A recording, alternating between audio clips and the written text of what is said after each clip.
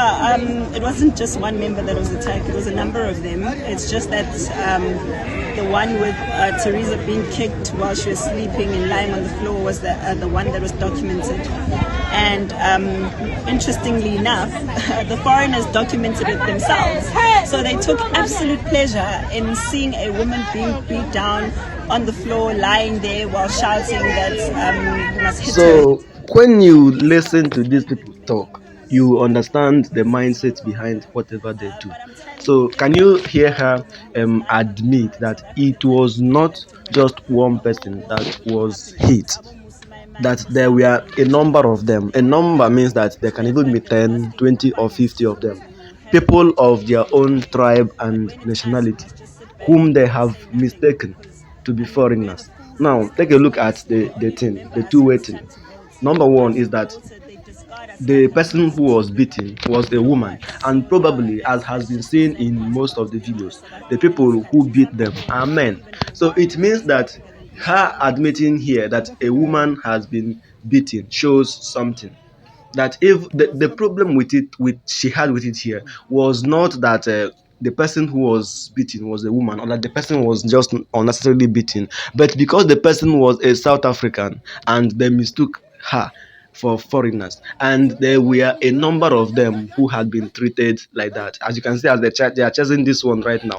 So you see, and then she goes on to put the blame on the foreigners, saying that funny enough, or interesting enough, that it was the foreigners who documented it, which means that they themselves, they might have intended to keep it secret, and them documenting it, it shows that they are happy that a foreigner, a woman, was seen lying on the floor while she was being beaten. She was the one saying it. As you are watching the movement of her hand, because she found the situation awkward, because naturally human conscience can never lie, no matter how whatever their mind chooses to tell them.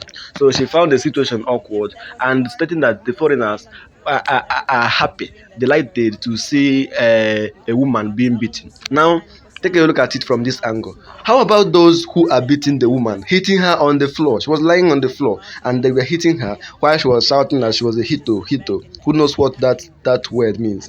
Then you come to look at it. Outside that fact, there were a number of them. Only that few of them had been documented.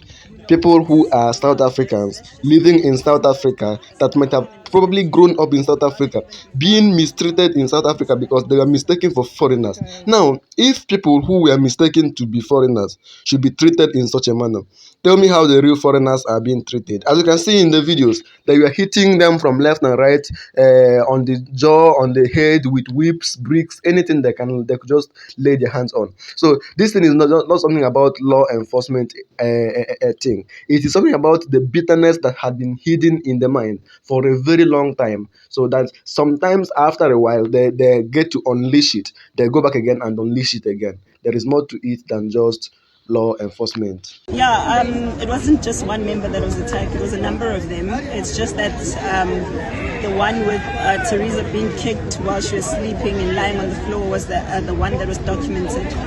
And interestingly enough, the foreigners documented it themselves. So they took absolute pleasure in seeing a woman being beat down on the floor, lying there while shouting that we must hit her. And guess what? It's not even making news out there because it's not a foreigner. But I'm telling you, if that was a foreign woman who was lying on the floor and South Africans had been doing that to her, the whole world would be up in arms. Abo Musmaiman and Kosam would be reaching out to their funders, asking for funds to have a march against xenophobia. But when it's us, we must just sit back and say nothing, because I mean, we're the fools in this country, obviously. They only remember us when it's time to vote. Once we've voted, they discard us like a used you know what. So yeah, that's just the sad part about being a South African in this country. Some people would rather even be foreigners in South Africa than be South Africans. South Africa